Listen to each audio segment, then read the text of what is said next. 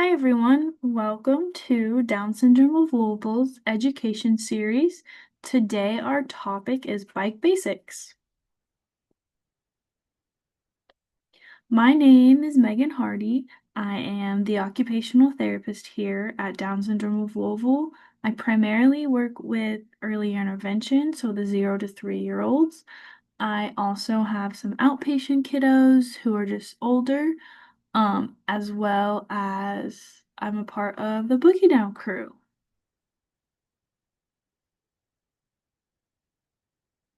Before we get into everything, these are just kind of what I plan on talking about today. So first, we'll discuss the importance and benefits of bike riding, where to even start, how to choose the right and appropriate bike for our member, if there's any modifications, what are some of the common challenges that our members might face, as well as supporting needs they might need. So bike riding is good for everyone. It improves our strength, balance, coordination, and cardiovascular health. It can improve spatial awareness, motor planning, and executive functioning skills. Bike riding will build confidence and it'll allow for peer interaction and independence for our members. And overall, combining all that I just mentioned, it will improve our members' mental health by offering a sense of freedom, achievement, and joy.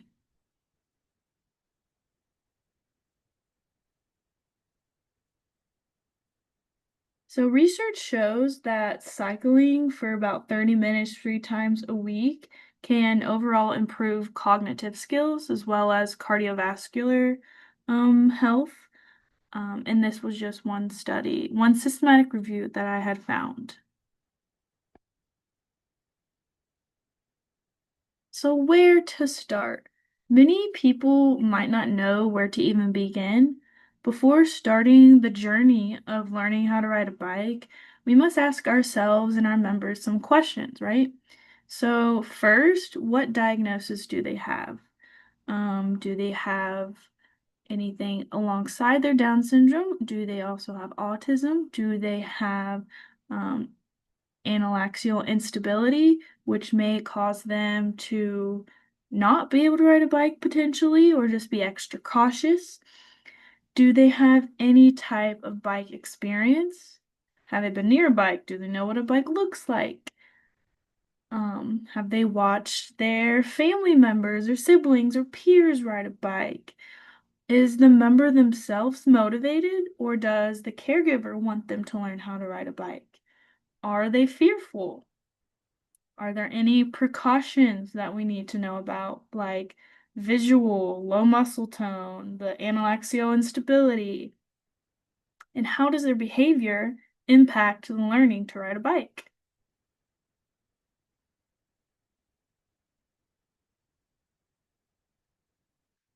So, how do we choose the right bike? After talking and taking all of that into consideration, we can look at what type of bike to choose for our member. There's going to be some challenges that can be modified, and those challenges can include posture stability, so their core strength, range of motion, so how much they can move their limbs, muscle strength, which all of our members have low tone, low muscle tone, so they might be a little weaker. Some fine motor skills, so if they're able to independently put on their own helmet and snap it in, and as well as hold the handlebars. Um, our sensory system, so vestibular and proprioceptive needs they might have. I'll get into what those mean a little later.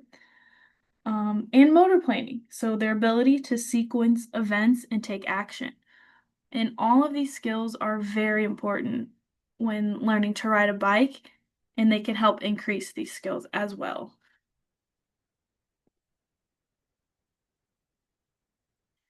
The things that we need to take into consideration when picking out the appropriate bike is their standing balance and their core strength.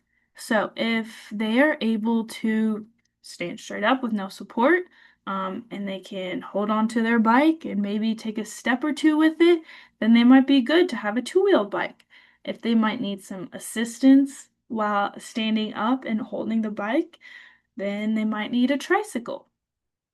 We can consider their muscle strength, which can impact if they can sufficiently push down the pedals, if they can hit on the brake or steer even. If they're able to do those things, then they could potentially use a two-wheeled bike. We also need to think about if they are able to hold up the bike, if they're able to pick up the bike from the ground, can they walk with the bike? If they have some upper extremity weaknesses, some modifications can be made to handlebars. If they have lower extremity weakness, then there's pedal modifications. You can also use some straps that I'll have a picture and video of later, or they could use a tricycle. If they have trunk weakness, so their core strength and their overall trunk is weak, there's trunk supports that are used in bikes that will give them the stability they need to sit on a bike independently, or also a tricycle might work as well.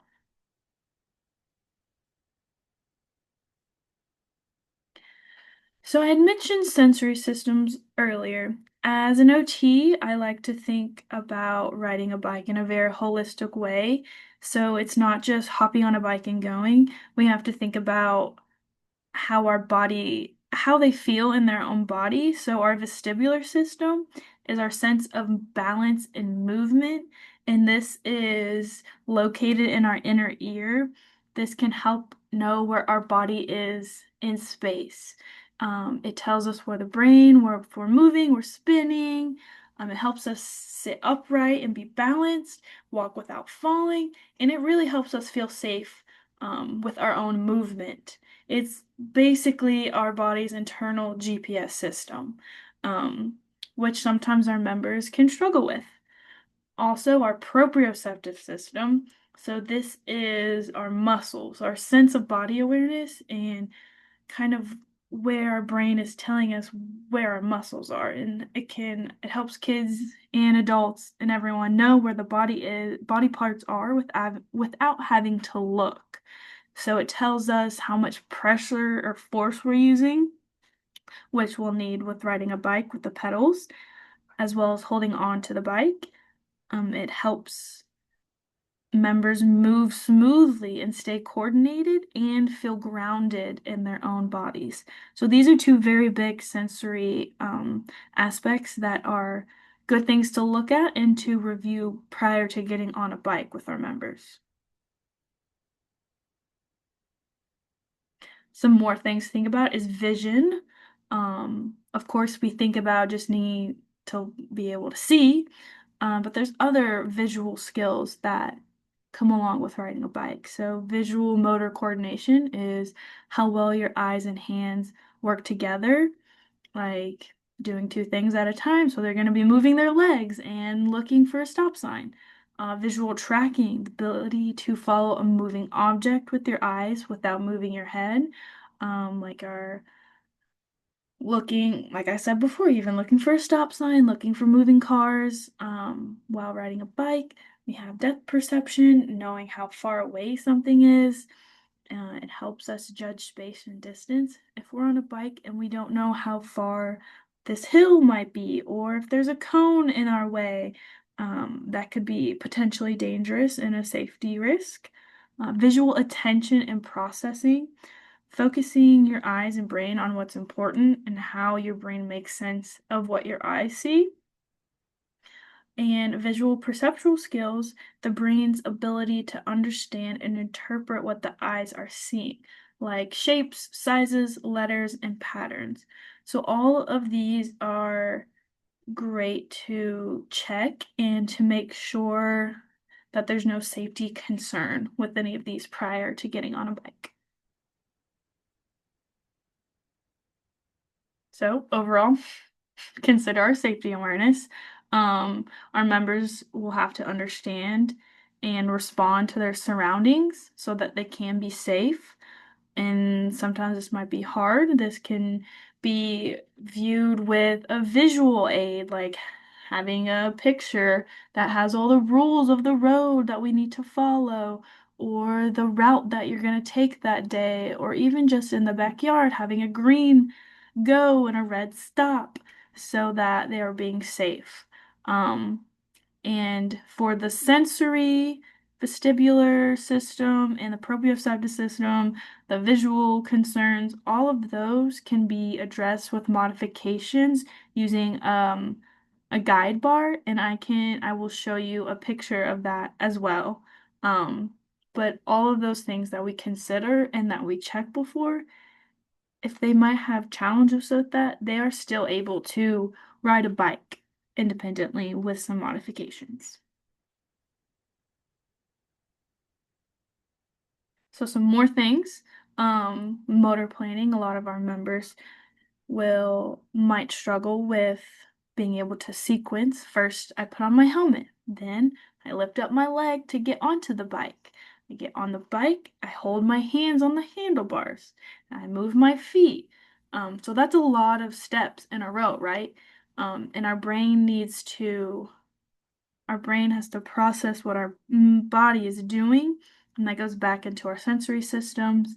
So if we have struggle with that, again, we can use some visual aids, we can use repetition, we can use videos, um, we can use verbal cues. There's a lot of different tricks that we could, approaches that we can do with that.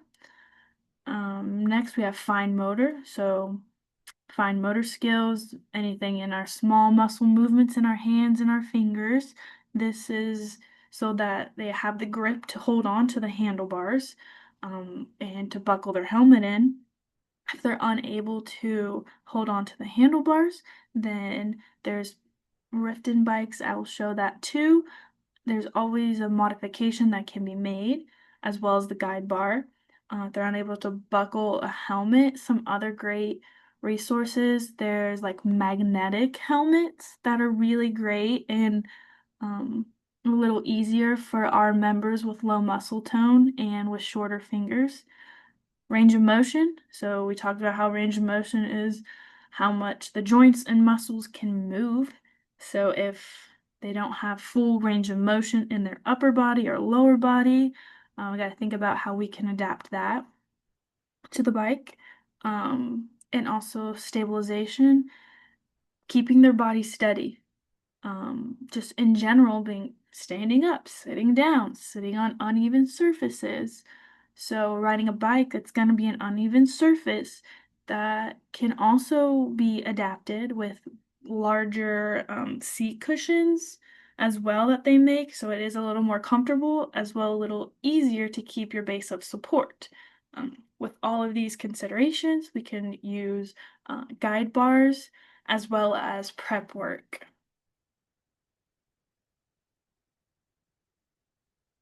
So here are some examples of adaptive bikes.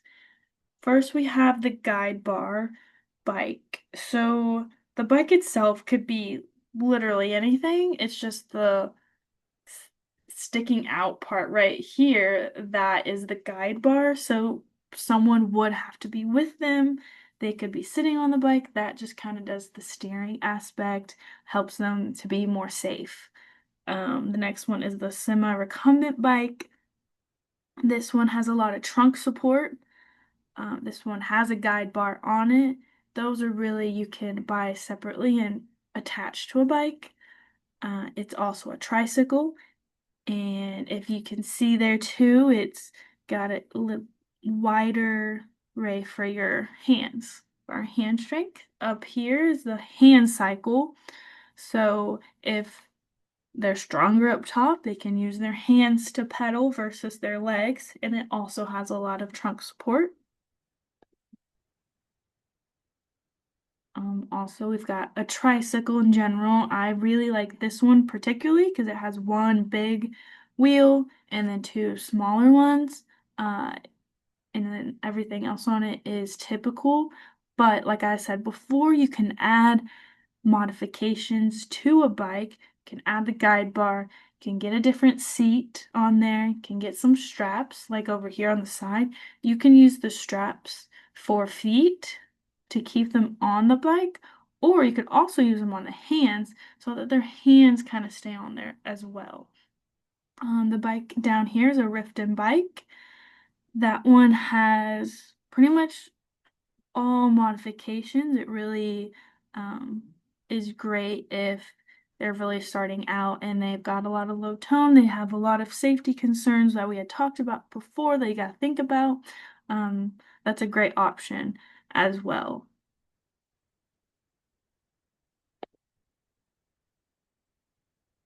So, some more things to consider prior to getting on a bike. Um, got to think about emotional regulation and how they, are feeling that day, if they're going to be able to, if they're fearful, if they're gonna be able to calm themselves down, if they're really, really energetic, if they're really low registration, if they're not in the mood, if they're just feeling kind of blah per se. Um, Thinking about how that's gonna impact them with riding a bike. And that goes into our sensory diet. So we can plan out activities that if I have a member who is very high energy, I might set them on a swing for a little bit and slow their body down before getting on a bike. Because if they've got a lot of energy, they might not be as safe on that bike. But same goes if they're really low energy. Get them on a trampoline, get them pushing and pulling some heavy things so that it wakes their muscles up a bit. We also did talk about visual aids, so we could use it for motor planning, put each sequence that they need to do, how to get on a bike, how to get off the bike, um, having so that they can see it. Our guys are very visual learners, so having pictures of it would be great to add to. Routine established. Having a routine around the skill of, okay, first we put on our bike. First we go check the tires in the bike, make sure there's air in it. Then we do that. Like having how you do it the same way every time is going to be a great repetition for them to gain the skill of riding a bike. Social stories. So we can show videos of other kids riding a bike.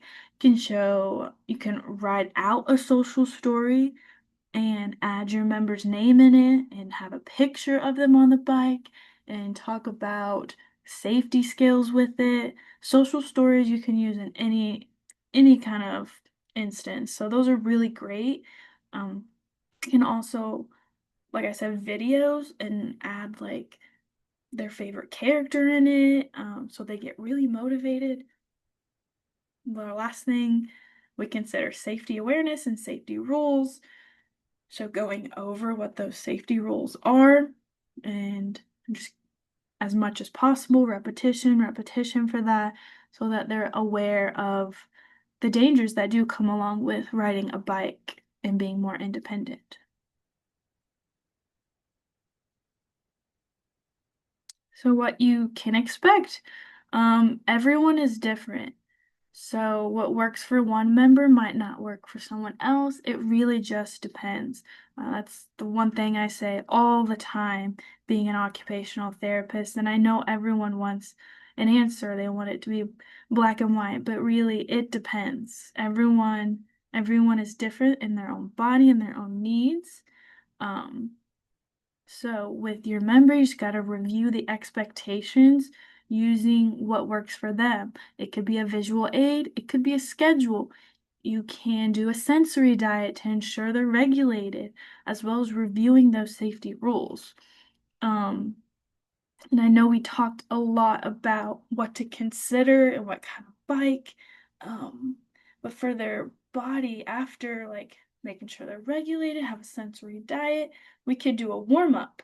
So this includes like you can do some stretching, jumping, spinning, get their body going, some reciprocal movements, um, also some The ATNR, which is the asymmetrical tonic neck reflex, is something that could impact, if it is not integrated within our member, it could impact them with a bunch of things, but with riding a bike specifically. So some warm-up exercises to do specifically for that reflex integration would be some spinal reaching, some homologous and homolateral and cross-lateral. All those words basically mean we can do up here opposite arm, opposite leg, opposite arm, opposite leg. We can also do same arm, same leg, and then also reaching behind us, opposite arm, opposite leg. Um, Once we've got that, we can kind of introduce the bike, be near the bike, as well as the helmet and getting used to wearing the helmet.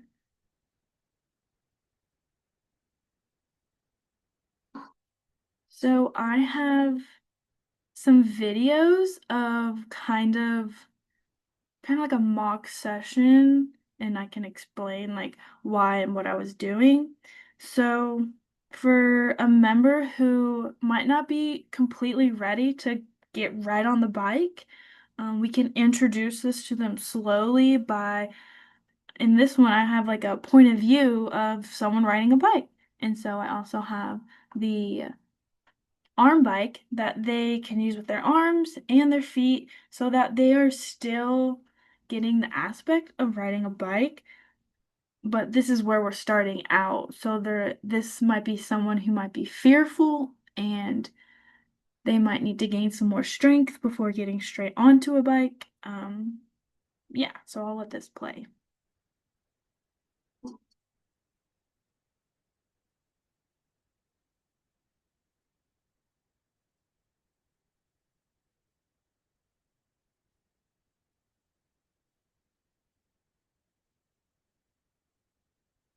Okay, so our member here is on one of those Riften bikes. It's got the guide bar. It has three wheels. It's got the trunk support. It's got a wide area for the hands. And the seat is larger as well. In this video, it also shows the straps that you can put on. This one comes with it, but you can also like order them off somewhere to add to any bike. This is just to help the member's feet stay on the pedal because that sometimes can be really hard for the muscles and brain to kind of know that their feet need to stay on there, as well as kind of a strength thing too.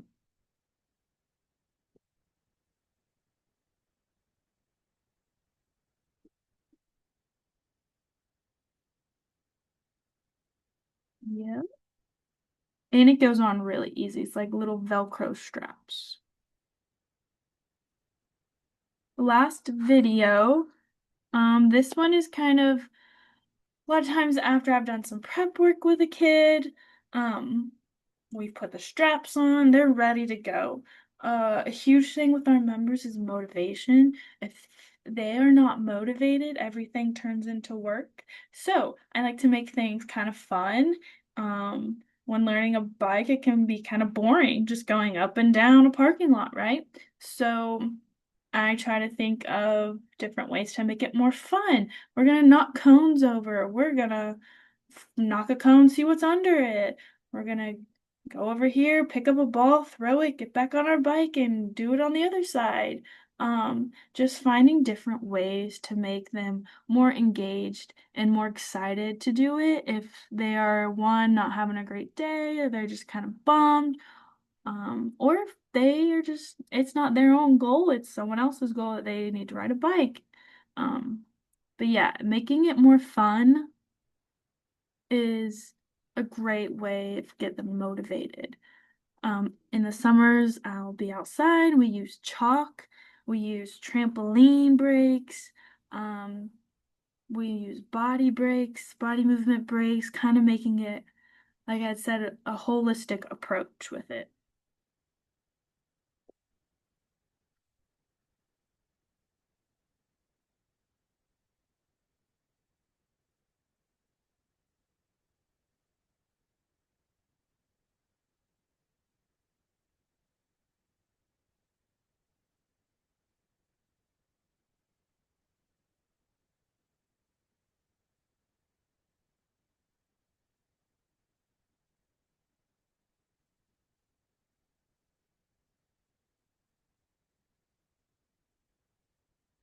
So I just wanted to go over also some basic resources for bike riding. Um, as an occupational therapist, we can always work on the skills that correlate with it. We can also do it because riding a bike is play and it's fun and it's an occupation for any of our members, which OTs can definitely address. Some programs and things I know is I Can Bike does a bike camp at Bellarmine every year. The PT students do it over there. You can also go to Schellers and they will help you make sure you get the right size bike. They'll measure you for free and do all that. They're really great and helpful there. Another website, Bike for Everybody, is a great one to look at. They do camps. And some places to get adaptive bikes that are donated. So sometimes insurance might not pay for it, or they can get really expensive. And if insurance doesn't pay for any of it, then it's really hard. So there's two links here that these places do donate adaptive bikes. We also have some at DSL that can be borrowed or loaned for anyone as long as like they're loaned and they come back. Um, and also, I have in here some videos, so pre-bike riding videos to get them excited for it, a safe riding and a point of view one. A lot of times too, I find videos of what the members like. Like I had a kid who loved Blippi or they loved Bluey, and I just found videos of them riding bikes. So we rode alongside them and did a race with them. Yeah, so these are all different great bike resources. And I'm also always here. So you can always email me with questions that you might have about bike riding. Leave me a note, just anything. I am open to discussing it. Like I said, I really like thinking about it in a holistic point of view so that we really need to have our members' brain and body connected prior to getting on a bike and while they're on a bike. So thank you so much for listening today. And again, if you have any questions, feel free to email me. Thank you.